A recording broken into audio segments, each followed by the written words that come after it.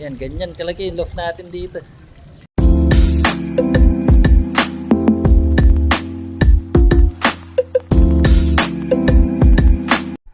At ayan, so magandang umaga po sa inyo lahat. So ngayong umaga, ayan, so time check at 4:30 na ng umaga, ayan.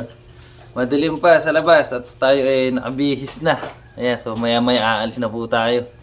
Ayan, dahil uuwi nga tayo ng Makabebe ngayon. Ayan.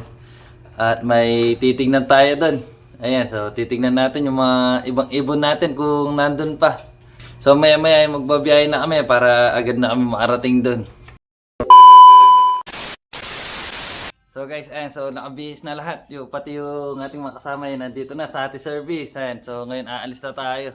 Kaya anong pang hinihintay natin? Let's go! One eternity later. So guys, ayan, nandito na tayo sa may Makabebe. So, kaarating lang natin. Medyo mag-unat-unat lang tayo ng butos. Ayan, so ito yung ating mga kasama. Pagkatapos ng ilang oras na biyahe, ayan, so nakarating din tayo. Yun o, maliwanag na.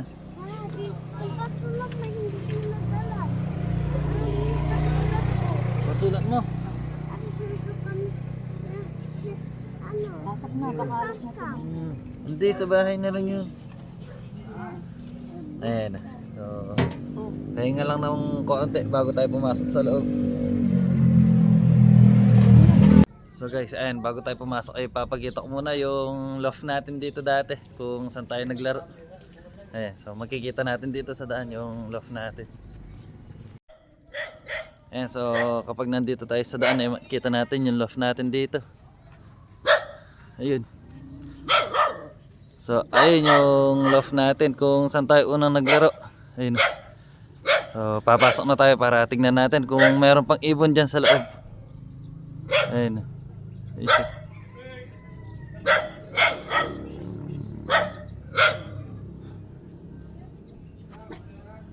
Yan.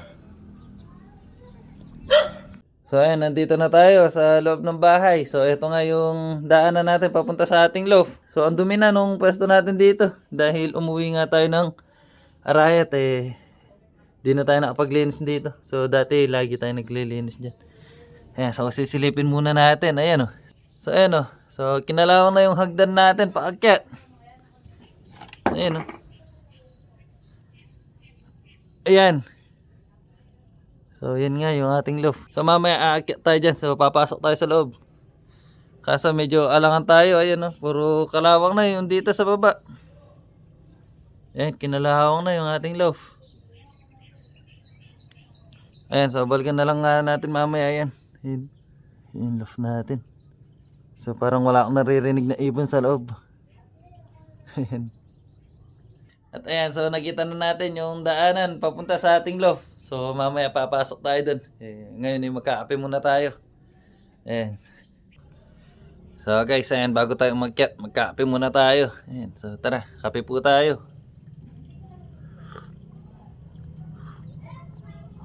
So bago nga pala tayo umakyat ay kung makita nyo to. So ito nga pala yung pinakaunang loft natin. Ayan. So tignan nyo naman, oh, inabutan na ng tubig. Ayan. So dati yung flooring niyan mataas. Eh ngayon dahil tumataas yung tubig dito, ayan yung flooring niya hinabutan na.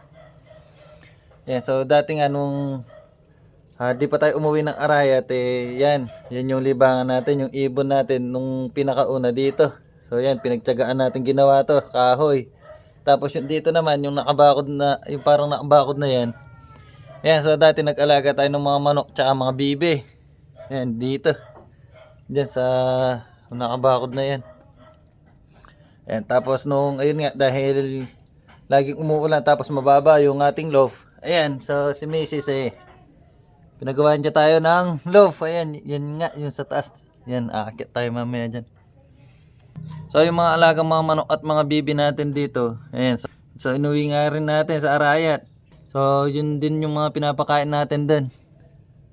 Pati mga ibon ay inuwi rin natin. Yan, kawawa yung ating loft. Ayun, may mga ibon dito.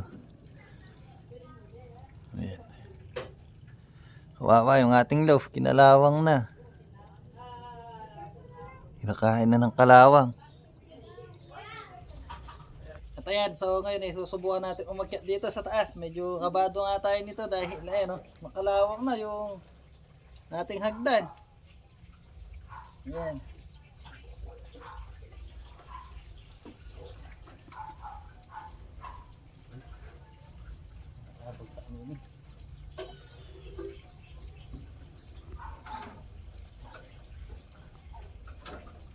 Ayan na.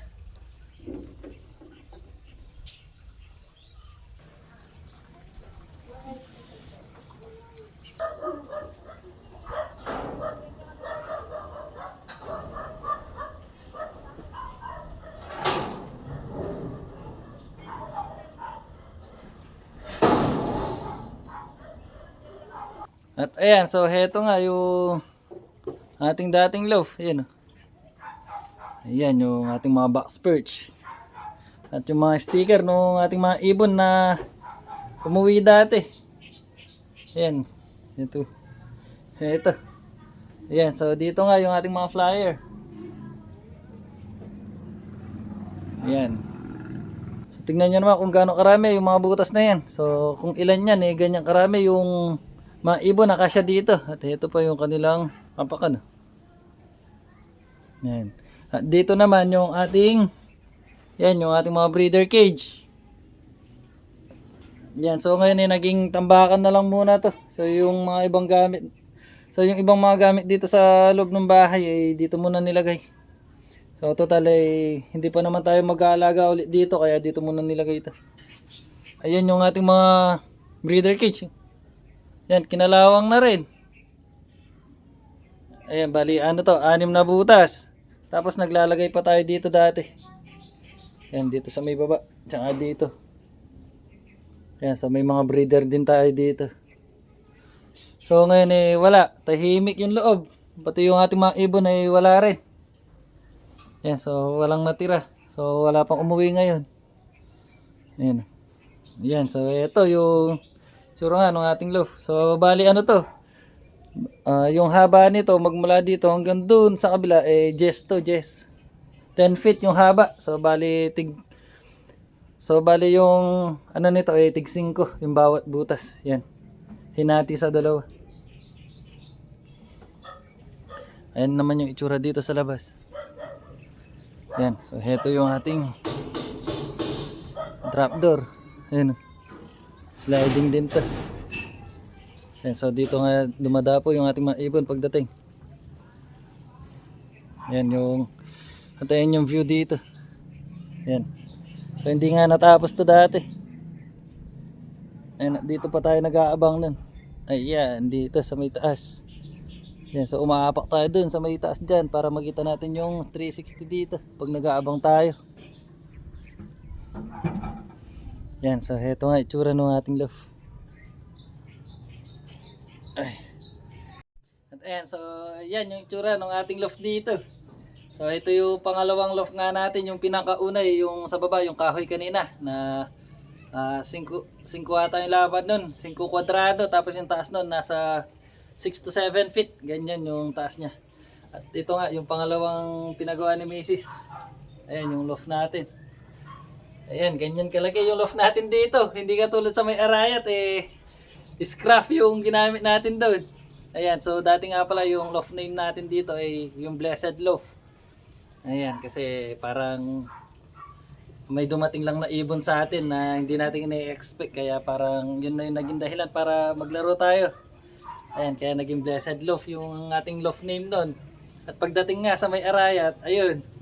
So dahil nagbase na lang ako dun sa ating loft doon, ayun, dahil naging yung loft nga natin doon panay scruff. Ayan, so naging scruff loaf na lang yung ating loft name. Ayan. Yan oh, tingnan niyo naman kung gaano kalaki oh. Ayan. Yan yung haba. Ayan. So dito nga tayo nag-i-sticker dati pagdating ng ating ibon. Pag dito talagang ini-scratch na natin. Yan, at ito yung ating trapdoor. Ayan. So ano rin to, isang buwan din ginawa yung loft na to. Yung ating yun din. Pagdating nga ng ibon sinasara ko yun para kuhanin na lang yung ibon dito sa loob. Ayan, sana may dumating tayo. Sana yung malay natin mamaya hindi natin kahit di natin ini-expect ay may dumating tayong ibon kahit isa lang, di ba? Ayun, para mauwi natin. Ayan, so ito nga yung itsura dito sa labas.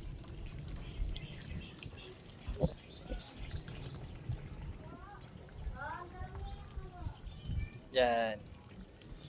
Yan, so ngayon lang ako nag-video dito. Ayan. Yan, ganyan kalaki yung loft natin dito. Yan, so hindi man natin makuhanan ng picture. Ayan. Yan, yung tsura ng ating loft. Nakakamiss yung ating loft dito. Yan. Ito nga pala yung ating viewing. Ayan, so ito papakita ko yung ating viewing. Ayan. Ganyan kalaki yung ating viewing dito. Ayan. Yan. So maya maya bababa na tayo dahil sobrang init. Yan.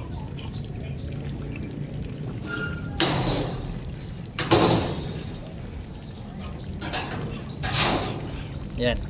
So totally nakita na natin yung itsura ng ating loft dito. So bababa na tayo dahil sobrang init nga nung panahon. So ngayon ay hindi ako makababa dahil ayan, natatakot tayo dito sa hagdan. Dahil kinalawang na yung baba. Ayan. Bago pala tayo bumaba eh.